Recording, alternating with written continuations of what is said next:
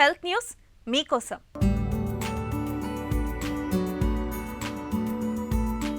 రాత్రిపూట ఆలస్యంగా పడుకునే వారికి ఒక చేదు వార్త.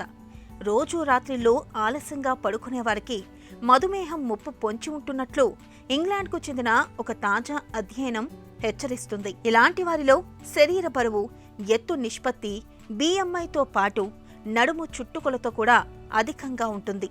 త్వరగా పడుకునే వారితో పోలిస్తే ఆలస్యంగా పడుకునే వారికి మధుమేహం వచ్చే అవకాశం 50% అధికంగా ఉంటుందని పరిశోధకులు అధ్యయనంలో గుర్తించారు. నిద్రకు మధుమేహానికి సంబంధం ఉంటున్నట్లు గత అధ్యయనాల్లోనూ వెల్లడైంది. కాకపోతే అవన్నీ ఆలస్యంగా నిద్రపోవడంతో పాటు వేళా పాలా లేని భోజనం, అనారోగ్యకర తిండి తినడం వంటి ఇతరత్ర జీవనశైలి అంశాల వైపే వేలు చూపించాయి. అయితే మధుమేహం ముప్పు పెరగడాన్ని ఒక్క జీవనశైలితోనే విశ్లేషించలేమని తాజా అధ్యయనం సూచిస్తుంది. ఇతర యంత్రాంగాలు కూడా ఇందులో పాలు పంచుకుంటూ ఉండొచ్చని పరిశోధకులు చెబుతున్నారు.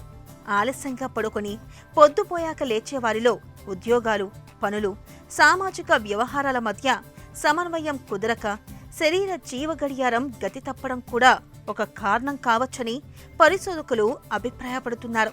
మన ఒంట్లో జీవగడియారం గాడి తప్పితే జీవక్రియలు అస్తవ్యస్తమవుతాయి. ఈ పరిణామం చివరికి మధుమేహానికి దారితీస్తుందని వారు వివరిస్తున్నారు. ఈ అధ్యయనంలో కొందరు నిద్రవేళలు, శరీరంలో కొవ్వు విస్తరణ, మధుమేహం వ్యాప్తిని పరిశోధకులు విశ్లేషించారు.